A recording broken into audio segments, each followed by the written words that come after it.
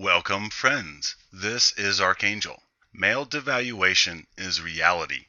We devalue males in order that we can justify using them for utility than discarding of them. And how can we know this? Well, look at the way we verbally reference the male anatomy. Calling someone the likeness of the male member has become commonplace, and not in a good sense. When someone calls another a penis, it is meant to be negative. It is meant to be an insulting curse. And the translation is this: that the male member is dirty and vile, and thus an appropriate negative descriptor of someone you find contemptible or dislike. Think about it. How often have you heard or even used negative male member curses towards others? Dick, dickhead, prick, tool, cocksucker, etc. These are not meant to be positive, uplifting terms. You don't use descriptors of male members when you are trying to flatter or thank someone. You don't tell someone who helps you with your groceries, "Hey, prick, thanks for the help." Or someone who stops to lend you assistance on the side of the road, "I really appreciate the assistance, dickhead." You see, because the male anatomy is bad and devalued, thus calling someone slang descriptors of the male anatomy is meant to be bad as well, a curse, not a compliment. Using the image and likeness of the male anatomy as a curse is very revealing. Use of the male anatomy in this fashion infers that the male genitalia is gross, disgusting, low down, dirty, vile, evil, and so it is perfect to describe those that you find to be disgusting, misbehaved jerks. Such usage of the male anatomy as a curse is simply more negativity in referencing the male genitalia. With so much circulating negativity surrounding the male sexual organs, can anyone really be surprised when folks don't get excited about seeing males naked, or when people display disgust or pity towards males and their genitalia? I mean, call me crazy, but I don't hear with habitual frequency females call other females vaginas, vulvas, labias, clit heads, or snatch lickers. I don't hear people use the female anatomy or its likeness as a negative curse towards others. Yes, there is a lot of bitch and hoe name calling, but these are not female sexual anatomy descriptors. They slander the entire female, not just her vagina, similar to demeaning the entire male by calling him a dog or a pig. Sparing the female anatomy from the same negative referencing the male anatomy receives communicates to everyone that the female anatomy is somehow better, more sacred than the male anatomy. Again, this is very telling. Yes, some people will throw around pussy once in a while, and every other leap year you might witness some brave soul use the epithet cunt. But this word draws so much disgust and overreaction from females that you rarely ever hear it. Certainly not with the commonality that dick is bantered about. From churches to family meals to the workplace, it has become accepted to cavalierly toss about negative descriptors of male anatomy in everyday chit-chat. Such conspicuous overreaction to negative slang describing the vagina actually supports my point about the duplicitous treatment here. Females can talk disparagingly about male anatomy and use negative descriptors all day long. Dick, dickhead, prick, tool, wanker, yet use one negative descriptor of the precious vagina and they flip a freaking gear. One time I told this gal who was using males for money that she needed to grow some ovaries, woman up, and get a job. Stop using males. Oh, she got livid at my careless use of verbiage in reference to her precious anatomy. She left me a voicemail. "Oh, how dare you say anything like that? Those things are sacred. You're not worthy to talk about anything female. I'm offended by your irreverence, and you'll never see any of those parts again." Then, in the next few breaths, she tells me to grow some balls, step up to the plate, and pamper and pay for females like males are supposed to do. Yeah. People dare not blaspheme female anatomy, but it's cool for chicks to curse male anatomy all day long and shame males with statements of grow a pair. Oh, heck yeah, that's completely fine. But don't you dare say tits or cunt. That would offend the goddesses that we worship, right? Funny, males don't show near that level of disgust at any of the countless numbers of negative male member references used gazillions of times every day around the world. Yeah, that's no big deal.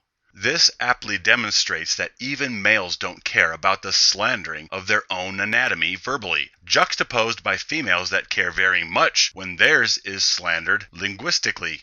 Same story with breasts. Females do not like negative or belittling descriptors of breasts. You have two female-approved choices when referencing breasts, either breasts or boobs, but go around flippantly calling breasts tits, and that immediately draws disapproval similar to cunt. Oh, and milk melons, jugs, ladyberries, mommy bags, fat pillows, flapjacks, etc. Not acceptable either. But hey, call the male anatomy any disrespectful, derogatory name that tickles your fancy. It's a foreign object after all, a mutation, a valueless piece of meat.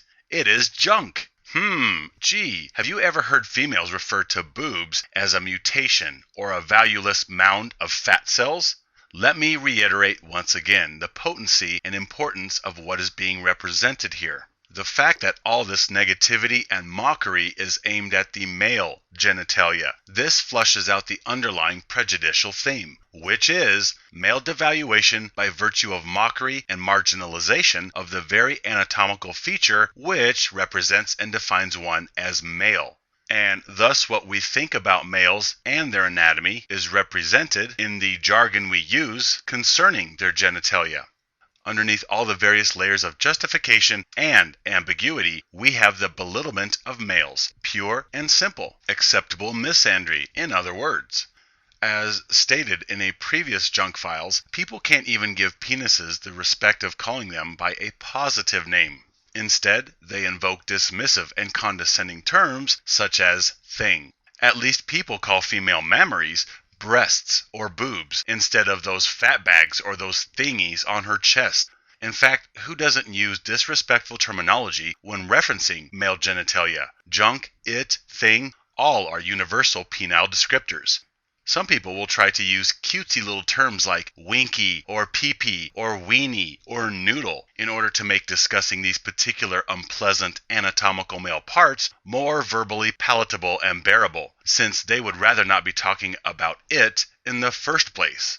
Now, if people in general used positive descriptors, even cutesy positive descriptors such as special place or Mr. Happy or little buddy, I would have nothing to gripe about here, for there would be no negative connotations attached in such references. But the fact that most people, male and female, use negative or disrespectful descriptors when referencing the male genitalia speaks to the way that particular item is viewed. And obviously the male anatomy is viewed with disdain, hence the unflattering descriptors. Seriously, I don't see female genitals referenced with mockery anywhere near the light-hearted abandon that male anatomy is. Look at the difference. We universally refer to male anatomy as junk and female anatomy as goodies. Then we mock the male genital functionings for comedic fodder. I don't see menstruation or vaginal lubrication or wetness or peeing or lactation or any number of female genital and sexual functionings being used as predictable, repetitive comedic fodder. I don't see habitual mockery of the genitalia of female animals, nor do I see with habitual frequency graphic depictions of mutilation or removal of female genitalia in the media, entertainment, or in everyday life. But all these depictions are robustly represented when it comes to males, from internet sites to literature to the latest blockbuster. This widespread contempt from verbiage to representations of mutilations of the male genitalia trickles down and affects us all. And so where does this leave us? Well, sausage hating is alive and well. Dissing on man junk is thriving. Even males who are awakened, who champion male issues, will use diminutive descriptors when referencing male anatomy. Even awakened males will use condescending phraseology when referencing their own anatomy or its functionings.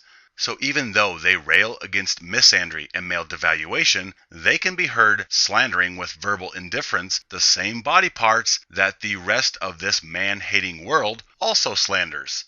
Yes, even warriors for male interests still exhibit some signs of entrenched misandry that they have not been able to fully extricate, as evidenced by their disrespecting of the male anatomy and its sexual functionings.